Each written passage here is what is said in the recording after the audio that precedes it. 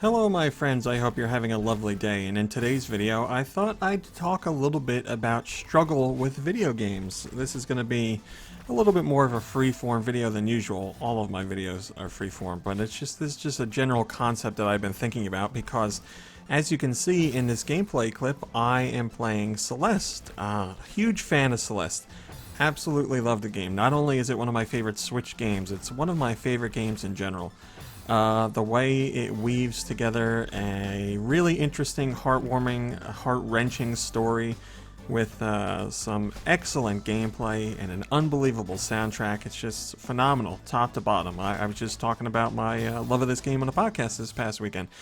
But the 9th chapter DLC is out for the game, and I've been making my way through it, and I knew it was going to be a challenge, and it is certainly a challenge, I'll say that.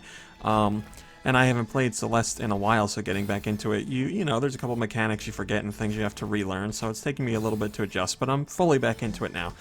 But it is certainly the type of game that makes you think about difficulty overall in video games, and I wanted to discuss that a little bit.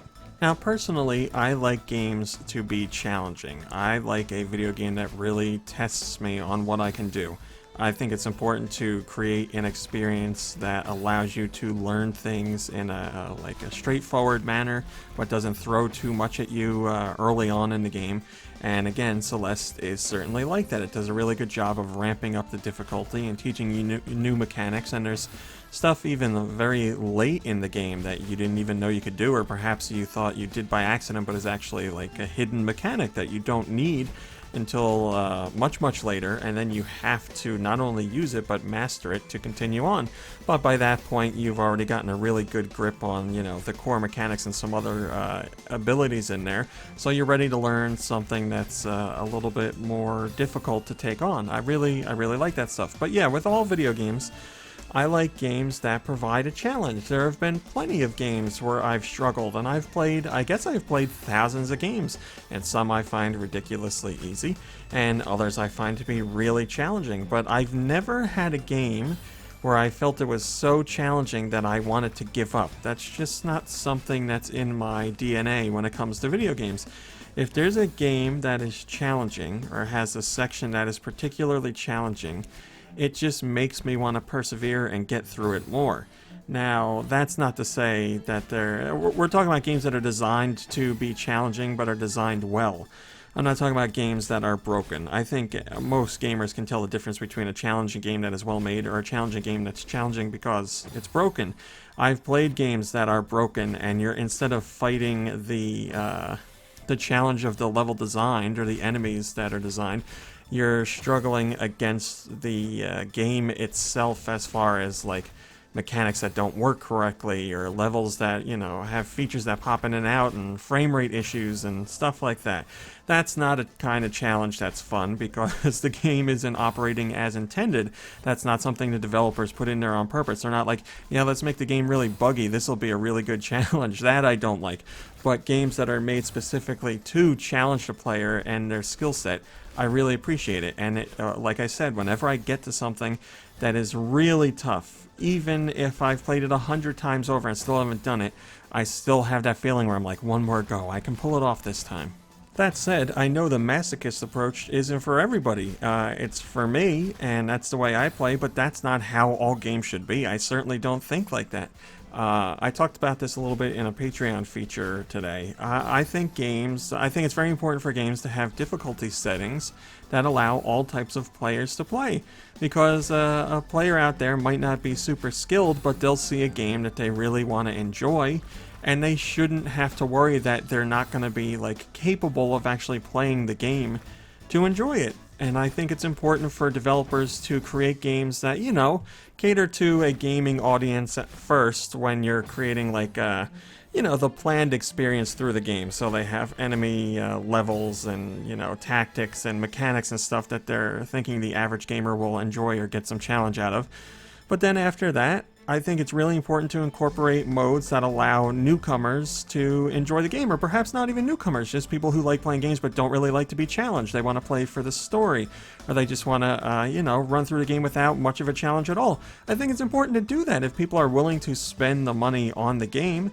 I think the game should at least offer up mechanics that allow you to see it through to the end, because I think it's a shame that people will purchase a game and just don't have the skills to make it through, and then they've spent $60 on something they maybe got like an hour's worth out of. They should be able to see the game start to finish, and I think developers should put those things in there. Now, the difference is I don't think those options should be forced on the player. I don't think the player should be locked into one mode and that's all that there is. So that goes for easy, medium, hard, super hard, whatever you want to call it. I don't think that should be the case. There should certainly be a setting where the game is like, listen, this is created in a way that the developers think most people should experience the game. This is the vision that they wanted to give as far as gameplay and difficulty goes. And then there should be other options that say, here is something for people who really aren't familiar with video games but want to experience everything the story has to show in the game. And then, you know, super difficulty and so on. Now, there are games that do that, and there are plenty of games that offer basic difficulty options, and that's great. I'd just like to see those things extended, but like I said, I never want it forced on the player, because nothing frustrates me more when I'm playing a game than a game that babies me. When a game, you know, when I'm trying to solve a puzzle or figure out how to attack a boss, and maybe a support character will be like, oh, look at his back, you should hit him on that thing. And I'm like, you know, I was figuring things out. I don't want to be told what to do. And if a game doesn't have the option to turn that kind of hint system off, it makes me really frustrated, because I'm like, man, I don't even feel like I had a chance to really think things through and struggle a bit to figure things out. You just fed me the answers right away. So that really frustrates me. Now, Celeste has a whole bunch of options for all different kinds of players, and it's one of the best setups that I've seen. You can tweak so many different options to account for the type of gameplay you can handle, because Celeste, just on its all regular settings, is very challenging. It's super challenging, and like I said, I love that. But they put in a whole bunch of options to tweak it so that a player of really any skill level can get in there. You can adjust reaction time and infinite jump and a whole bunch of different stuff. And I think that's great. It lets people explore the whole game. Even if there's nothing to do with the story, it lets them see all the levels and see what there is. And it might inspire people on a second playthrough to be like, you know, maybe I could turn off some of those helpful features and try it on my own again. And then they'll have a greater sense of satisfaction making it through the second time. I think that's really cool. As you're seeing here, I'm having a terrible time with this one particular portion. I swear to God, I thought I was here for like 40 minutes. Turns out that's not the case. But I certainly struggled with it. And this was, I think this is the third screen after a new mechanic is taught to you. And I could do it for the two previous screens, but this one in particular was very challenging. And I was certainly getting frustrated, but I wasn't like yelling or slamming the desk or anything like that. I was just, you know, like, man, come on, I can do this. One more try, I can do this. And I just didn't want to let up because I knew I could do it. And I'm glad the game gives me the option to change how it plays if I'm really struggling like this. Some people might see this repeated failure over and over and be like, oh, I would have given up a long time ago. Well, with Celeste, you don't have to. You can tweak it so that you can get past this portion and then maybe turn those options off right away and go back to normal. So for me, I love that those features are there. I never use them. I always play through on normal because I feel like that's the experience I want to have, and then I might dial up the difficulty for a second playthrough or something like that. But again, I really think those difficulty aspects are super important to put in games, and it needs to be more than just easy, medium, hard. And plenty of developers have done things to show just how much better they can do than that, and how it potentially opens up the game to a wider audience. So I think that's really cool. I want to know what you guys think of difficulty settings and how much challenge and abuse, I guess I should say, how much abuse you're willing to take in a game.